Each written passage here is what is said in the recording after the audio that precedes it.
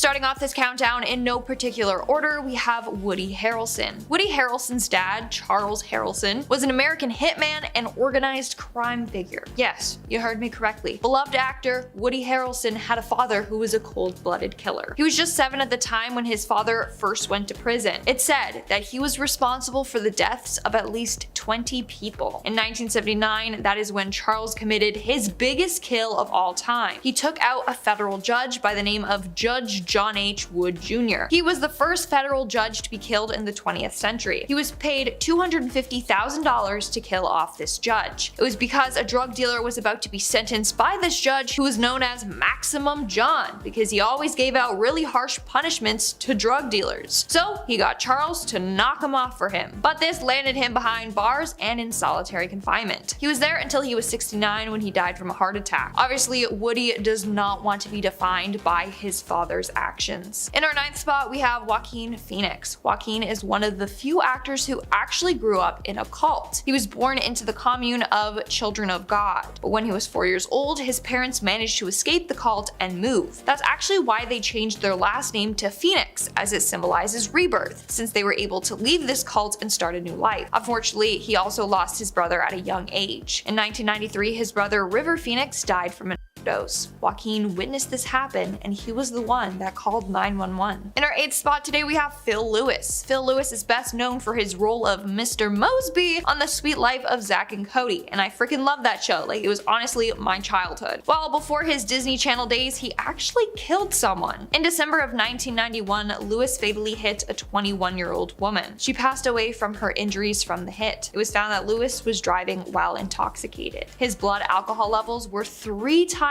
the legal limit of intoxication. As a result, he was convicted of a DUI as well as manslaughter. He was sentenced to 5 years in prison, 2 years probation, and 350 hours of community service. But he managed to only serve 1 year in prison. I guess Disney was able to overlook his past when he auditioned for Mosby on the show. In our 7th spot today, we have Tim Allen. Now, if you look at Tim Allen, you think, aw, he's such a family man. I love Home Improvement and Toy Story. He's a great actor. Wow.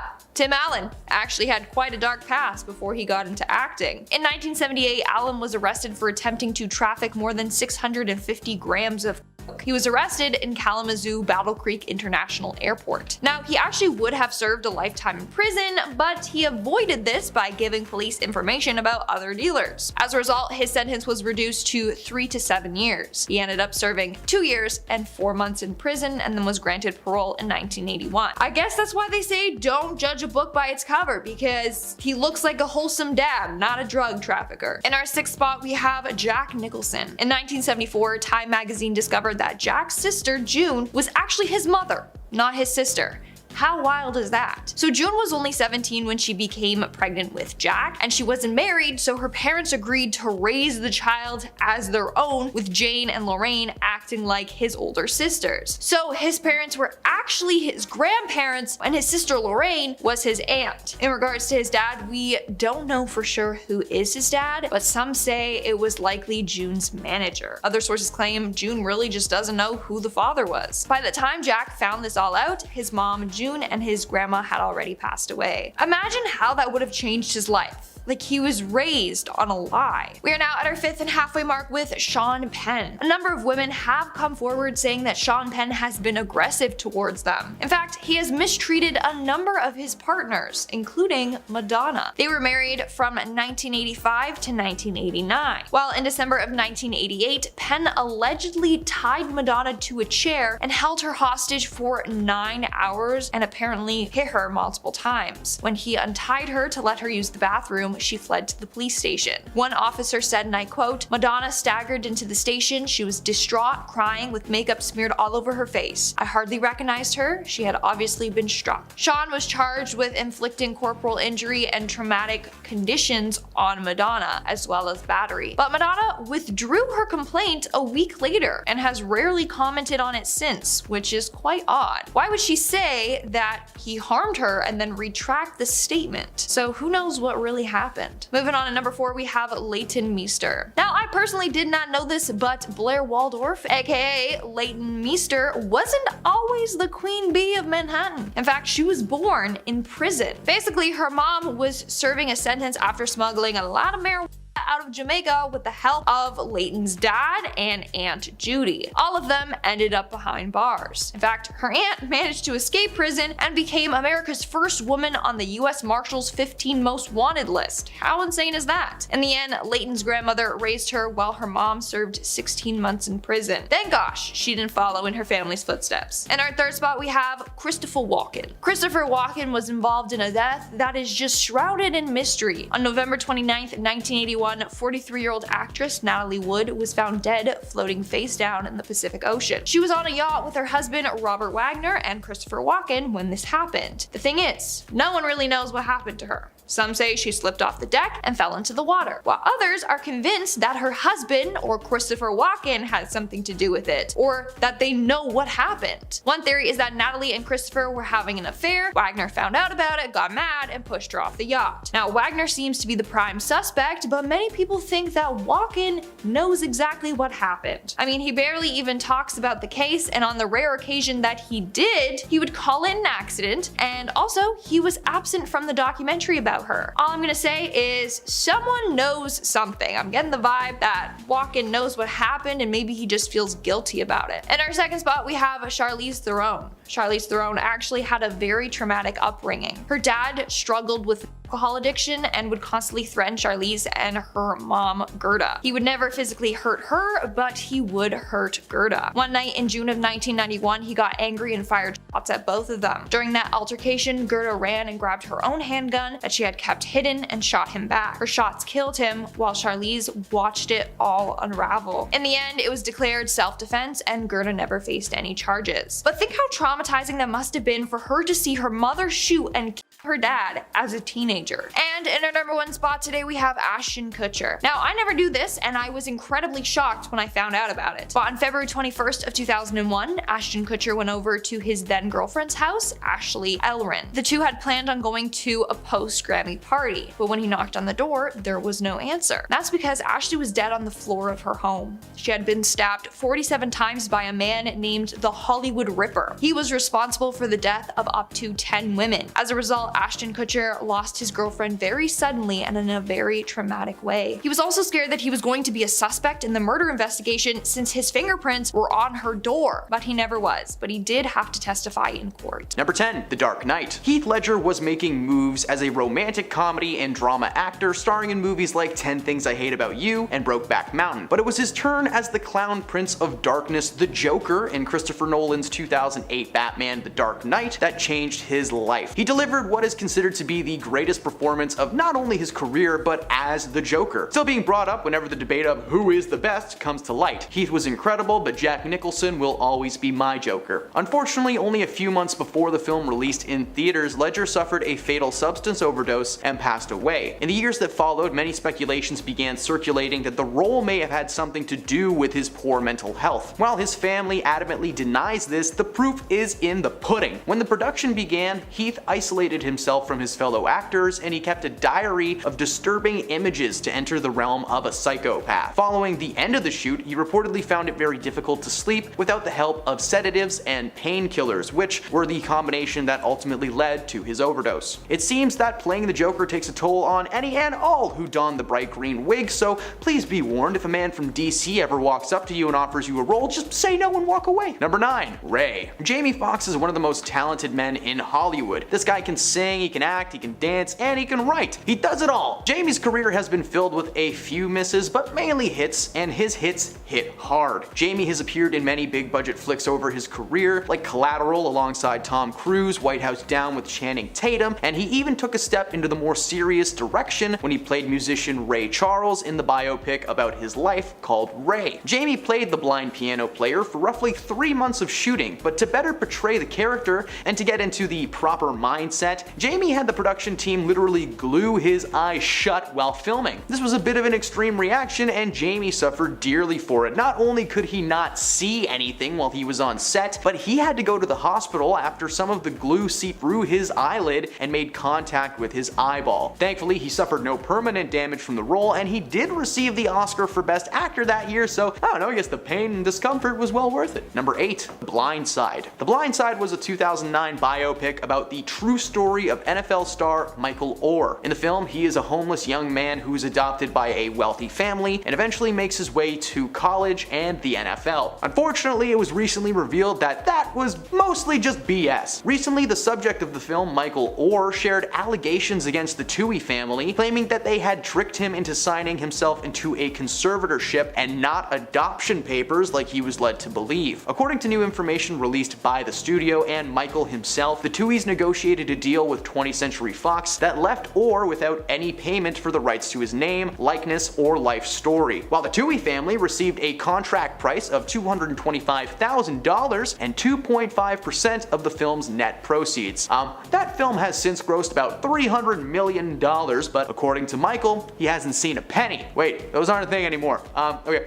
he hasn't seen a nickel. No, it's not as good. The paperwork made it so that the family would be in complete control of his contracts when it came time to sign up for football, with Papa Tuohy being the main culprit of the scam. The Tuohys came forward and claimed that Michael is lying and that they actually have records to prove that they never made any money off the movie. But they did not deny tricking him into signing fake adoption papers, so I'm gonna go with Michael on that one. Number 7. Poltergeist, 1981. Poltergeist brought together two legends of the 20th century cinema with very different sensibilities. We had the director Tobe Hooper, best known for the original Texas Chainsaw Massacre movies. Hooper's work was gritty, dark, and pretty much just something of a downer. Coming from a much more family-friendly sensibility, we had co-writer and producer Steven Spielberg. Spielberg's movies were high budget and kid-inclusive, so if you put them together, you get Poltergeist, a gritty horror movie with an Amblin sheen and soundtrack heavily featuring child actors. One major thing that this movie had going for it was its use of practical effects, creating some truly uncomfortable and creepy scenes. Like, don't even get me started on that clown. But one dark fact behind the picture was the use of real-life skeletons for one of the last few scenes in the movie. Without telling the actors, Steven and the crew ventured off to a nearby university to acquire some authentic skeletons that were reportedly hung up in classrooms to study. Poltergeist was plagued with a number of supernatural issues like set pieces falling on their own, equipment malfunctioning, and the darkest fact of all, several of the cast and crew involved with this movie passed away shortly after filming. Almost a Final Destination type situation. I'm not sure what Steven was expecting though. How are you gonna bring in real life human remains on a set and think that everything's gonna be fine? Number 6. The Wizard of Oz. This classic story is one of the most loved movies of all time, first premiering in 1939 and still being viewed by many people to this day. However, despite its success, many view the film as being a little bit cursed. There were so many serious accidents on set of the film, from the two actors playing the witch's winged monkeys crashing to the ground when their wires broke midair, to the Wicked Witch's stunt double being severely burned by a stunt gone wrong. According to a writer for the New York Times, many of the special effects being done for this movie had never actually been done before. For instance, the makeup and prosthetics used on Buddy Ebsen, aka the original Tin Man, essentially poisoned him as the makeup was made of pure aluminum dust. After 9 straight days of shooting, he was taken to the hospital and made to sit in an oxygen tent. When he wasn't getting any better anytime soon, they decided to recast him and hired Jack Haley to finish the shoot. This time, instead of applying aluminum powder directly to his skin though, they mixed it in with a paste and painted it on his body. Wait, they could have just done that the whole time? Number 5. Now You See Me. Now You See Me was a little action movie about an FBI agent played by Mark Ruffalo chasing a team of magicians who pull off elaborate bank heists during their performances. Fun movie, good premise, eh. During one scene in particular, actor Isla Fisher was placed in a glass tank and chained up for an escape act. The stunt team set her up with a magnetic release so that the metal chains that were around her body wouldn't tangle. Oh, but boy did they! The chains wrapped themselves around Isla in a way that actually prevented that mechanism from working. The team had placed a kill switch in the tank that could drain it in 70 seconds, however, as a result of being tangled, she couldn't reach the switch. While the crew did eventually catch on that she was in real trouble, it wasn't before the cameras rolled and captured her genuine terror. The clip taken during this incident was actually left in the final product of the movie, so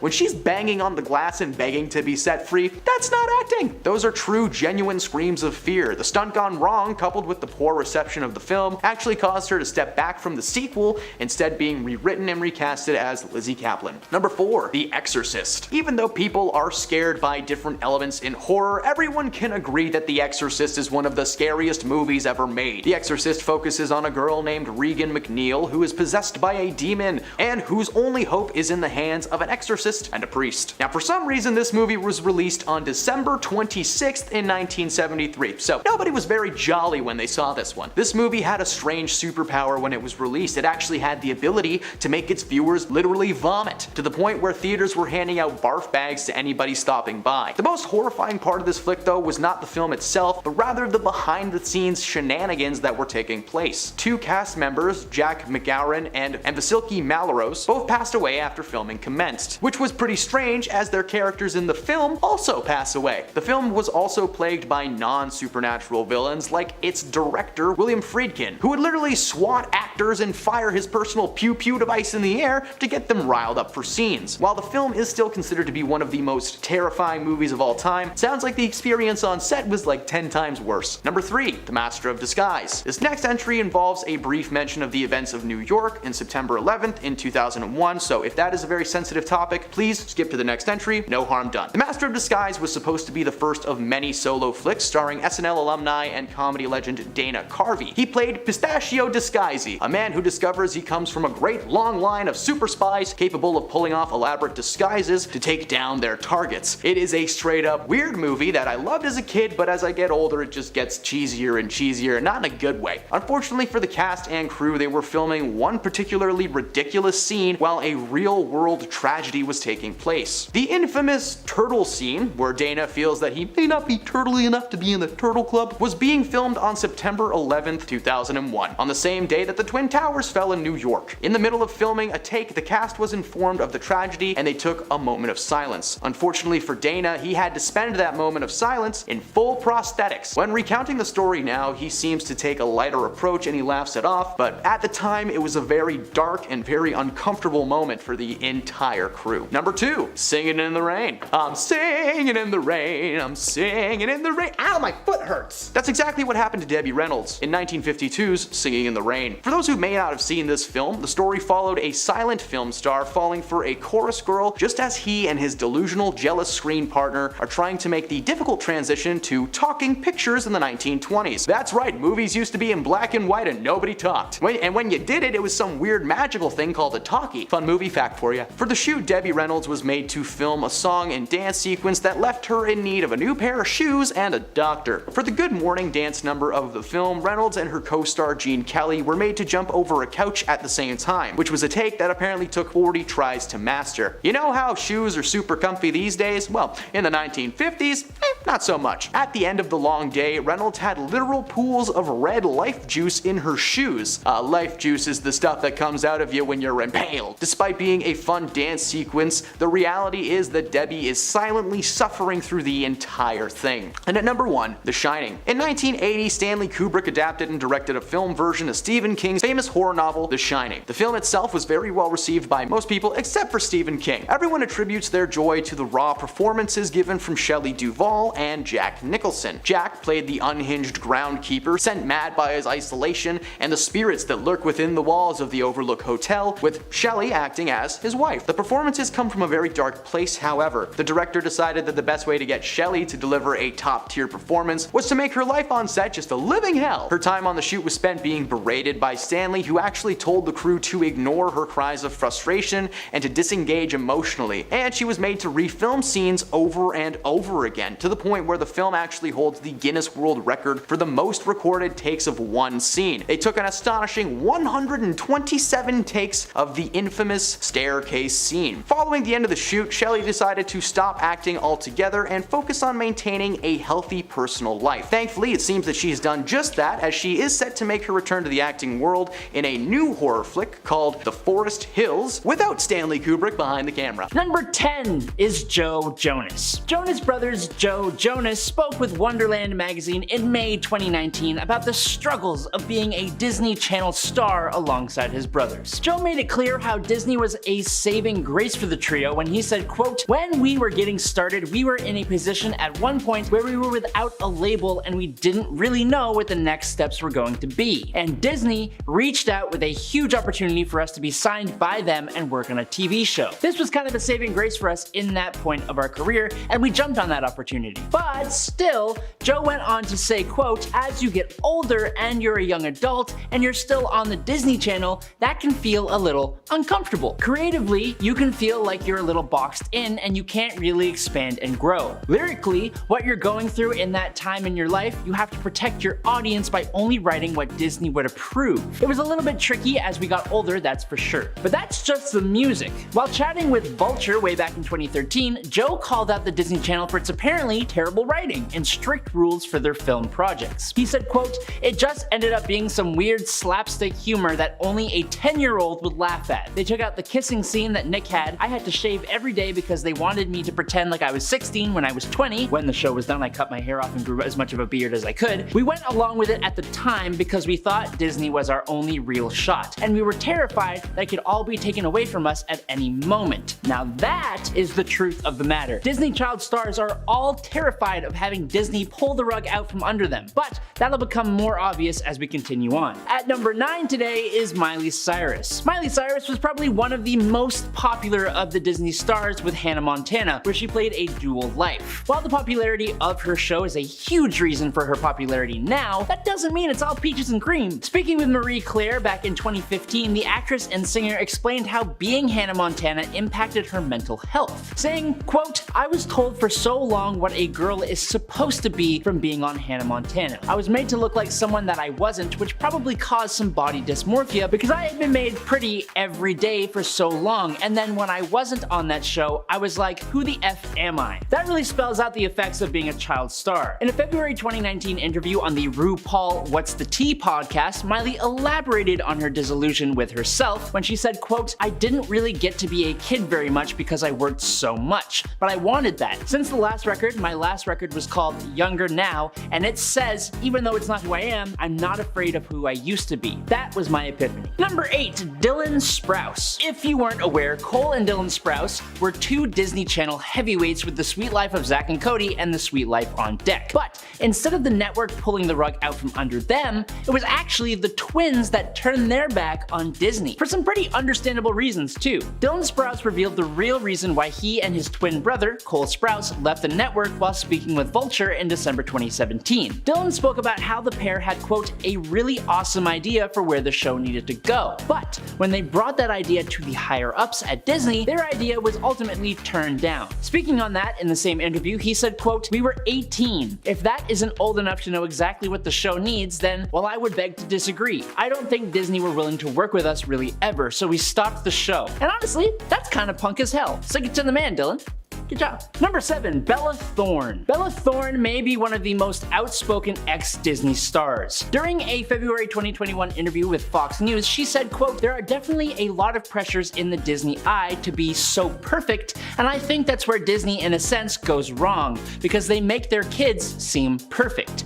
That image is very difficult. It's also never been me. I always just like to do what no one else is doing." She would go on to say, quote, "Little kids growing up don't need to see perfect people.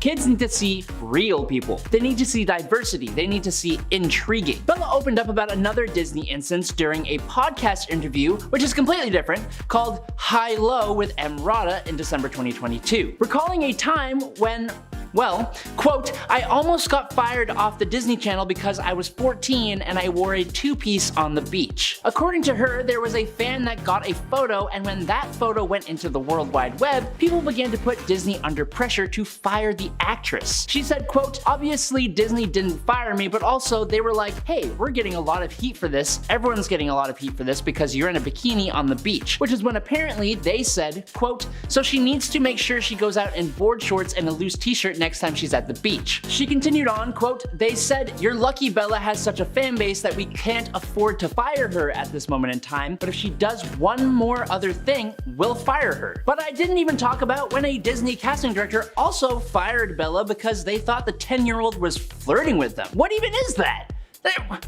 What? Number 6, Stephanie Scott. While she had released music and acted a little bit before her time at Disney, Stephanie Scott played the role of Lexi Reed on Disney Channel's Ant Farm from 2011 to 2014, which won her a second Young Artist Award and introduced her to a wider audience. While on Disney, she also recorded a bunch of Disney Channel promotional singles, which were released between 2008 and 2012. However, despite her success and time with Disney, in a 2015 interview with BuzzFeed, the actress threw some major shade at the network. She claimed that her role as Lexi Reed forced her to, quote, sugarcoat everything all the time. She said, quote, "That's one of the hardest things, not being able to express myself in a certain way or being stuck having to promote something or say something I don't believe in. It's kind of hard after a while when you are feeling things and having a rough time in your personal life and you can't express your emotions through your work," which heavily echoes the feelings of the other stars on this list. Stephanie explained,